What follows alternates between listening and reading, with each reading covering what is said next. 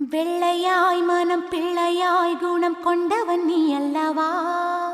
தந்தை தாயென என்னை தாங்கிய தெய்வமும் நீ அல்லவா?